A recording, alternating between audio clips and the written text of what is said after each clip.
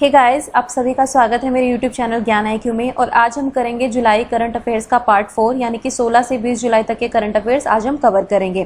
Guys, अगर आपने channel को सब्सक्राइब नहीं किया है तो प्लीज़ चैनल को सब्सक्राइब करें और आपको यहाँ पर स्टैटिक जीके करंट अफेयर्स से रिलेटेड काफ़ी वीडियोज़ मिलेंगी। साथ ही साथ अगर आप सीटेट, DSSB या KVS किसी भी टीचिंग एग्जाम की तैयारी कर रहे हैं तो आपके लिए चैनल जो है बहुत ही बेनिफिशियल है, तो प्लीज़ चैनल को सब्सक्राइब ज़रूर करें। सो चलिए बिना देरी किए हम स्टार्ट करते हैं अपना आज का वीडियो। DGCI यानी कि drug control general of India जो होता है, उसने भारत में पूरी तरह से स्वदेशी तकनीक से, मतलब पूरी इंडिजिनस टेक्निक्स का यूज़ हुआ है, से बनी निमोनिया की वैक्सीन। तो निमोनिया की जो स्वदेशी तकनीक से बनी पहली वाली जो निमोनिया की वैक्सीन है उसको मंजूरी दे दी गई है DGCI ने, जिसने अभी कोवैक्सीन को भी ह्यूमन ट्रायल्स के लिए मंजूरी दी थी, आपको याद होगा। तो इन्होंने ही निमोनिया की वैक्सीन को जो है वो मंजूरी दी है, जो पूरी तरह से स्वदेशी निर्मित है। और यह जो वैक्सीन है ये बनाई है सीरम इंस्टीट्यूट ऑफ इंडिया ने। हालांकि अभी कोई नाम इसका नहीं रखा गया है, जैसे कुछ नाम रखा जाएगा तो मैं आपको अपडेट कर दूंगी। तो ठीक है, तो DGCI ने इसको मंजूरी दी है अभी। और ये आपको याद रखना है किसने बनाई है, तो सीरम इंस्टीट्यूट ऑफ इंडिया ने बनाई है। साथ ही साथ आपको पता है कि कोवैक्सीन, ठीक है, इंडिया की पहली जो ह्यूमन ट्रायल्स के लिए अप्रूव हुई है कोवैक्सीन, कोविड-19 के लिए इसके ह्यूमन ट्रायल्स भी स्टार्ट हो चुके हैं और ये भारत बायोटेक बना रहा है। ठीक है, ये चीज़ भी आपको याद रखनी है। नेक्स्ट है शुद्ध जो ये एक smartphone operated handy UV disinfection helper है, मतलब अल्ट्रावायलेट डिसइंफेक्शन हेल्पर है। ये बनाया है IIT कानपुर ने। और ये किस लिए बनाया है, एक्चुअली ये क्या कर सकता है कि 15 मिनट के अंदर एक पूरे रूम को जो है डिसइंफेक्ट कर सकता है। तो ये डेवलप किया है अभी रिसेंटली IIT कानपुर ने। नेक्स्ट है भारत और इजराइल ने साइबर खतरों से, यानी कि जितने भी साइबर क्राइम्स होते हैं उनसे निपटने के लिए एक समझौता किया है, एक MOU साइन किया है बेसिकली। ठीक है, तो इस समझौते में क्या है, इजराइल और इंडिया जो है कोऑपरेट करेंगे आपस में साइबर सेफ्टी को लेकर। क्योंकि आपको पता है कि अब वर्चुअल चीज़ें काफ़ी हो गई हैं, वर्चुअल मीटिंग्स हो रही हैं, ठीक है, फिर ऑनलाइन जो काम बहुत ज़्यादा हो रहा है। इससे क्या होता है कि सिक्योरिटी को खतरा है। जैसे कि अभी भी जूम ऐप के ऊपर इतने एलिगेशंस लगे थे कि उसके थ्रू जो है डेटा जो है वो लीक हो जाता है ऑनलाइन। तो इस तरह की जो चीज़ें हैं, साइबर सिक्योरिटी की जो वायरस आ जाते हैं, जितनी भी चीज़ें हैं, इन सब से बचने के लिए जो है भारत और इजराइल ने समझौता किया है। और आपको याद रखना है कि इजराइल में भारत के राजदूत कौन है, संजीव सिंगला। ठीक है, तो संजीव सिंगला जो है इजराइल में भारत के राजदूत हैं। नेक्स्ट देखते हैं अंजी खाद पुल। देखिए, जो अंजी खाद पुल है जो है ये भारत का पहला केबल रेल पुल है जो जम्मू कश्मीर में बनाया जा रहा है। अभी गृह मंत्री ने रिसेंटली इसकी इन्फॉर्मेशन दी थी। और ये केबल रेल पुल है, आपको याद रखना है फर्स्ट केबल रेल पुल है। इसमें क्या किया जाता है ना कि क्योंकि वहाँ पे चट्टाने हैं, पहाड़ी इलाका है, तो वहाँ पे जो है केबल्स के थ्रू दोनों साइड केबल्स बांधी जाएंगी और उससे जो है ये ब्रिज बनाया जाएगा। और एक बात और आपको बता दूं कि कटरा से, यानी कि कटरा जो आपको पता है वैष्णो देवी धाम है, कटरा बनिहाल जो रेलवे ट्रैक है उस पर ये जो है बनाया जाएगा रेलवे पुल जो है। और देखिए बहुत ही डिफ़िकल्ट है क्योंकि वहाँ पर जो रास्ते हैं काफ़ी दुर्गम हैं और हालांकि काफ़ी अच्छे इंजीनियर्स को वहाँ पर लगाया गया है। अब देखते हैं कब तक ये निर्माण इसका हो जाएगा। सो आपको याद रखना है कि अंजी खाद पुल जो है ये जम्मू कश्मीर में बनाया जा रहा है। नेक्स्ट है हरियाणा फ्रेश। तो देखिए हरियाणा फ्रेश के नाम से जो है मिनरल वाटर बॉटल जो है हरियाणा सरकार बनाएगी। और हरियाणा सरकार ने डिसाइड किया है कि वो जल्दी ही एक मिनरल वाटर जो प्लांट है, एक मिनरल वाटर संयंत्र जो है वो स्थापित करेंगे और उसमें हरियाणा फ्रेश जो है ये मिनरल वाटर बॉटल जो है बनाई जाएंगी। नेक्स्ट इज हल्दी अनुसंधान संस्थान की स्थापना की जाएगी जल्दी ही तमिलनाडु में। देखिए तमिलनाडु बहुत ही फेमस है हल्दी के लिए और तमिलनाडु की एक इरोड हल्दी है जिसको GI टैग भी मिल चुका है। ठीक है, ज्योग्राफिकल इंडिकेटर टैग मिला हुआ है तमिलनाडु की इरोड हल्दी को, ये आपको याद रखना है। नेक्स्ट देखते हैं वेस्ट टू एनर्जी इनिशिएटिव। तो ये जो वेस्ट टू एनर्जी इनिशिएटिव है ये भी उत्तराखंड सरकार के द्वारा लिया गया है।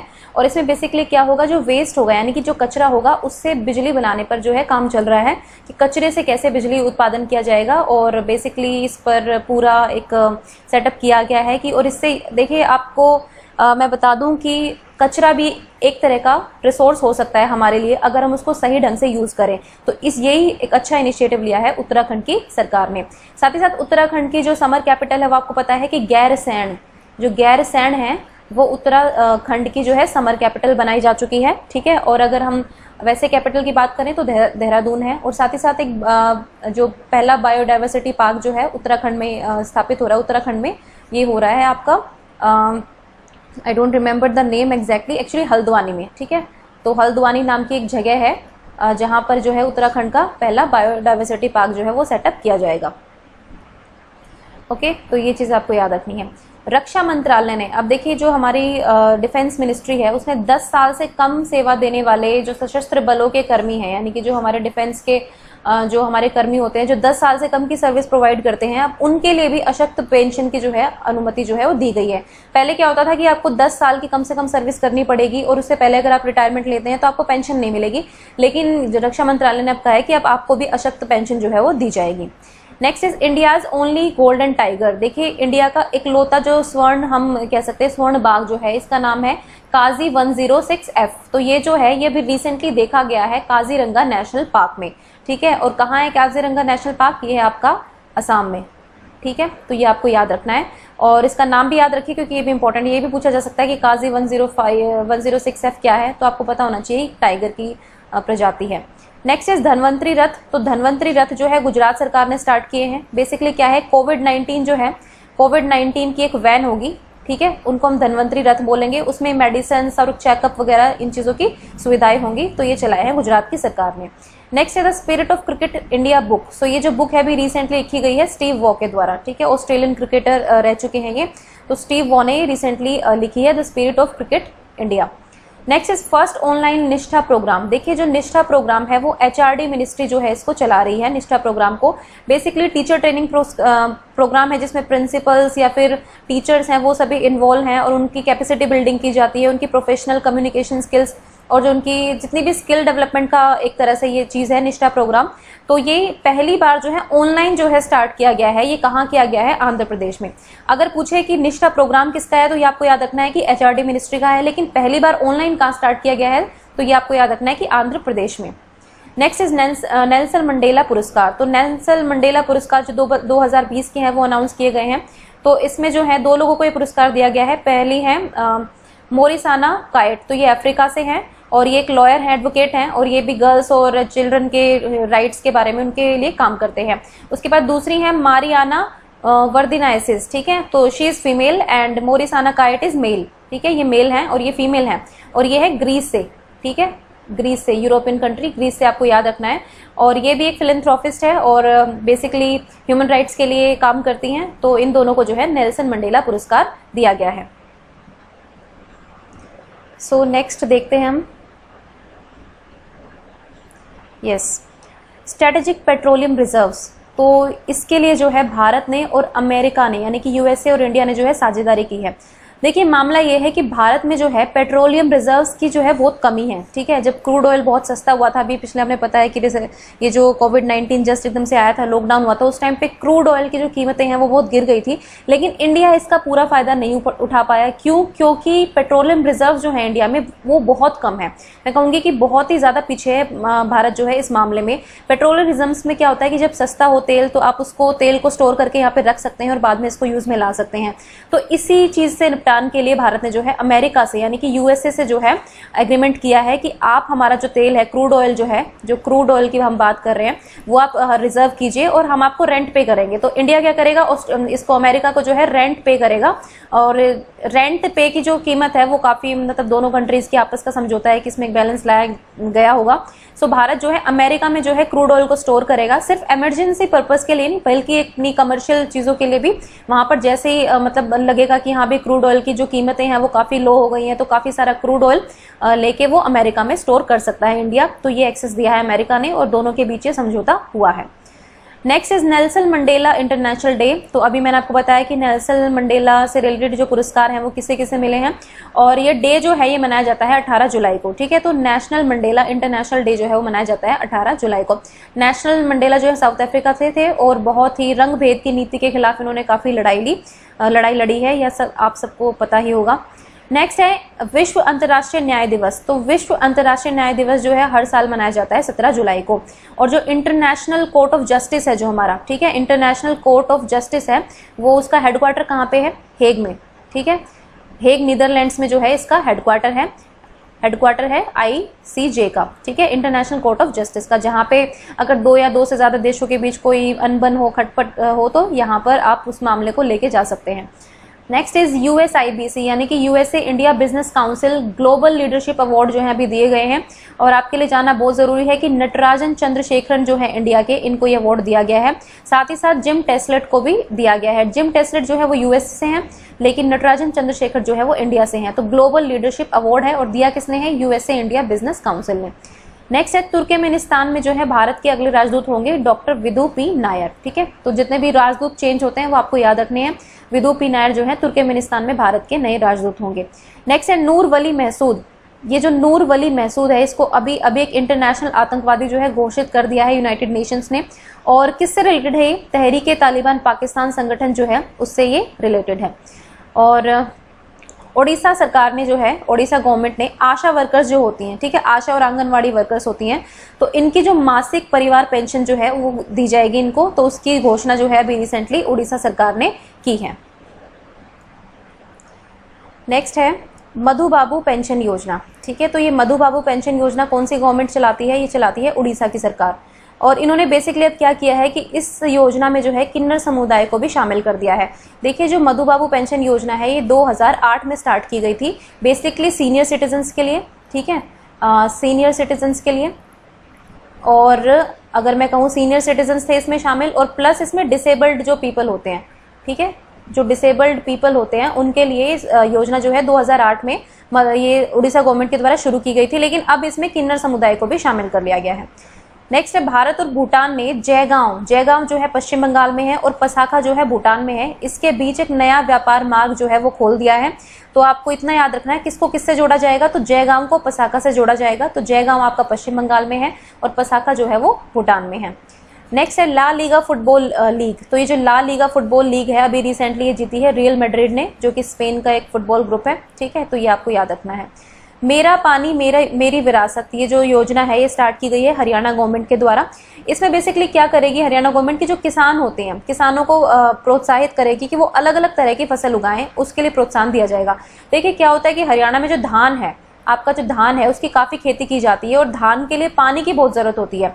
ठीक है, तो पानी को धान पे काफी जो किसान है डिपेंडेंट है हरियाणा में। तो हरियाणा गवर्नमेंट बेसिकली उनको ये बोल रही है कि आप धान की जगह कुछ और चीजें भी उगाओ, ठीक है, जिससे कि आपकी पानी की भी सेविंग हो, साथ ही साथ आपको कमर्शियली भी फायदा हो, क्योंकि और भी फसलें आप उगा सकते हो, वैरायटी ला सकते हो और बाजार में उसके आपको अच्छे रेट मिलेंगे। तो ये बेसिकली हरियाणा गवर्नमेंट ने ये स्कीम स्टार्ट की है। नेक्स्ट है साइब-हर। तो ये साइब-हर जो कैंपेन है ये बेसिकली स्टार्ट किया गया है तेलंगाना सरकार के द्वारा।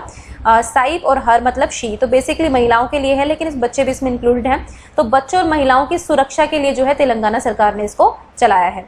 नेक्स्ट है बेसिकली यहाँ पे क्या है कि साइबर सिक्योरिटी मिले बच्चों को और महिलाओं को। ठीक है, तो इसी के लिए भारत की पहली कोरोना वैक्सीन जो है जिसको बोलते हैं कोवैक्सीन, ठीक है, ये सब ये आपको पता है कोवैक्सीन बोलते हैं, उसके ह्यूमन ट्रायल्स के डीजीसीआई ने, मैंने आपको अभी फर्स्ट क्वेश्चन जो बताया था, डीजीसीआई ने जो अप्रूवल दिया था, तो इसके जो पहले ट्रायल्स हैं वो पटना एम्स में स्टार्ट किए गए हैं। ठीक है, पटना जो एम्स है वहां पर इसके पहले जो ट्रायल है वो 10 लोगों पर किए गए हैं, वो पहले यहाँ से स्टार्ट किए गए हैं, मतलब पटना से शुरुआत की गई है। हालांकि और भी एम्स में यहाँ पे तैयारी चल रही है, लेकिन अभी फिलहाल पटना से इसकी शुरुआत की गई है। नेक्स्ट है पी प्रवीण सिद्धार्थ। तो पी प्रवीण सिद्धार्थ जो हैं राष्ट्रपति श्री रामनाथ कोविंद जी के निजी सचिव बने हैं। ठीक है, ये आपको याद रखना है कि निजी सचिव बने हैं पी प्रवीण सिद्धार्थ। अंतर्राष्ट्रीय उड़ानों के लिए भारत जो है एयर बबल समझौता कर रहा है। ठीक है, तो क्या होता है एयर बबल समझौता? देखिए इसमें क्या होता है कि कोई भी दो जो राष्ट्र होते हैं, कोई भी दो देश होते हैं, वो आपस में समझौता कर लेते हैं कि आपके किस एरिया में फ्लाइट्स आएंगी। ठीक है, इस एरिया में आप कितनी भी फ्लाइट्स चला सकते हैं। जैसे कि सपोज भारत का हो जाए अमेरिका के साथ, ठीक है, यूएसए के साथ हो जाए कि ठीक है कि आपकी ये वाली फ्लाइट्स यहाँ पर आ सकती हैं, आपकी ये वाली फ्लाइट्स यहाँ पर आ सकती हैं। क्योंकि आपको पता है कि कोविड-19 है, तो कोविड-19 के इस दौर में जो है जो इंटरनेशनल एयरपोर्ट्स हैं उन पर काफ़ी अच्छा इम्पैक्ट, मतलब मैं कहूँगी काफ़ी अच्छे तरीके से मतलब बुरा प्रभाव पड़ा है कि वहाँ पर जो है अब सभी को अनुमति नहीं है कि सारे देश अपनी फ्लाइट्स लेके आ सकते हैं। तो अब देश क्या कर रहे हैं कि आपस में एयर बबल समझौता कर रहे हैं कि हम आपके यहाँ पर फ्लाइट लेके आएंगे, आप हमारे यहाँ पर फ्लाइट ला सकते हैं। तो इस तरह के एयर बबल समझौते जो हैं वो चल रहे हैं। तो भारत ने भी अभी भी एयर बबल समझौते किए हैं, काफ़ी कंट्रीज के साथ किए हैं। ठीक है, तो सबके नाम याद रखना तो आपको जरूरी नहीं है, बट आपको याद रखना है कि एयर बबल समझौता जो है भारत भी कर रहा है। साथ ही साथ वंदे भारत मिशन आप सबको याद होगा, वंदे भारत मिशन जो है उसके तहत जो है, जो दूसरे देशों में जो हमारे नागरिक फंस गए थे, भले ही वो घूमने के पर्पज से गए थे या वो नौकरी के पर्पज से गए थे, जो कोविड-19 में फंस गए थे, तो उनको वापस लाया गया वंदे भारत मिशन के अंतर्गत। ठीक है, और इंडिया के जो उड्डयन मंत्रालय के जो मंत्री हैं वो हैं हरदीप पुरी। ठीक है, ये भी आपको याद रखना है। नेक्स्ट है आजाद पट्टन जल विद्युत परियोजना। सो ये आजाद पट्टन जल विद्युत परियोजना जो है ये पाकिस्तान और चाइना के बीच में है।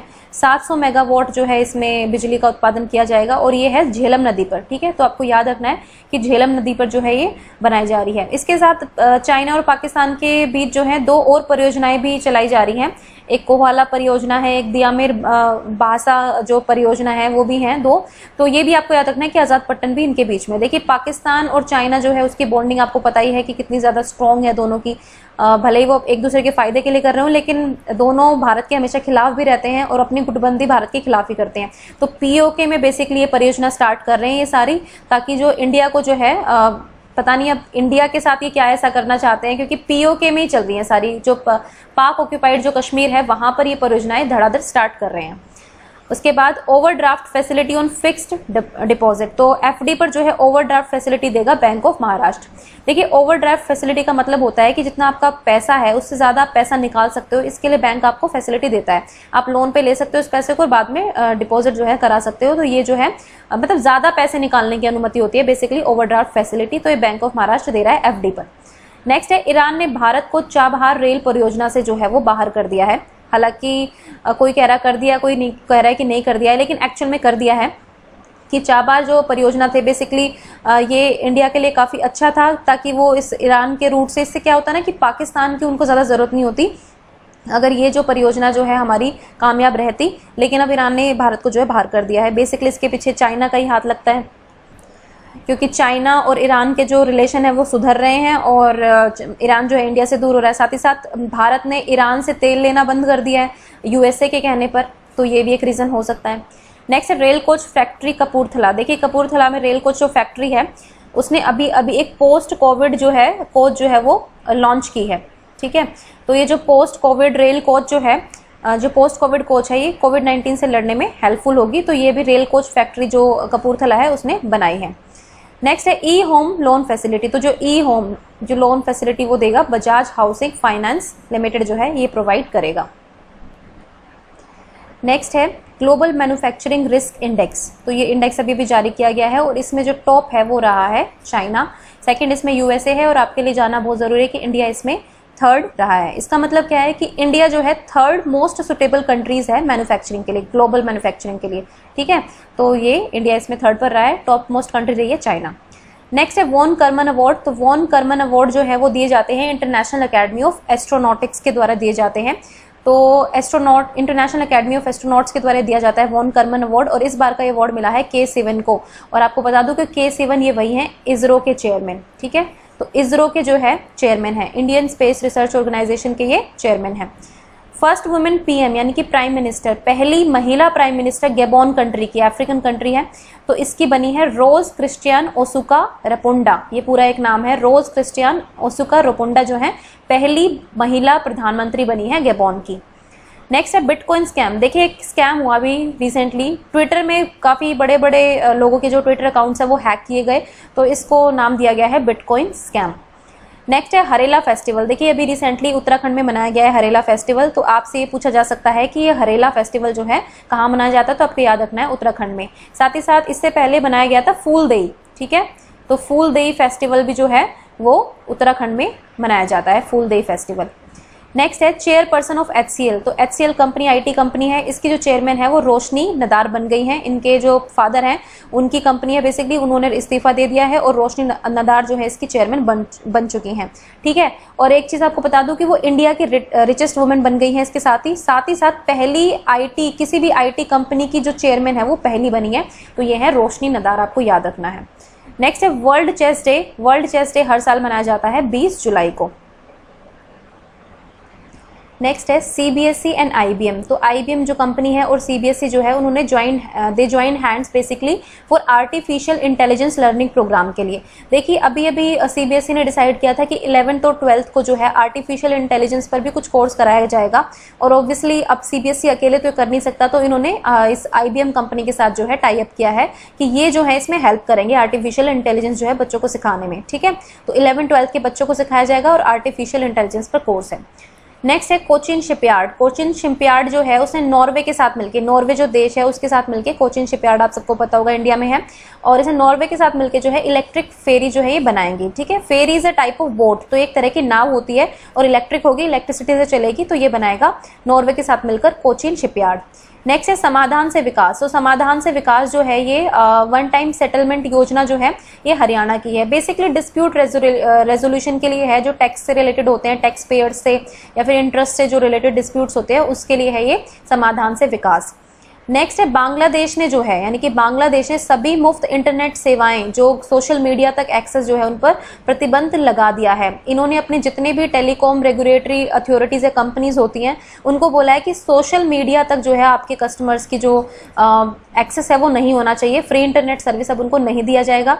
बेसिकली इसलिए क्योंकि सोशल मीडिया पर जो है क्राइम बहुत ज़्यादा बढ़ रहा था, इसको देखते हुए बांग्लादेश ने ये प्रतिबंध लगाया है। नेक्स्ट है एलीट्स एक्सीलेंस अवार्ड 2020। तो ये जो एलीट्स एक्सीलेंस अवार्ड हैं 2020 के ये दिए गए हैं, ये दिया गया है छत्तीसगढ़ सरकार को।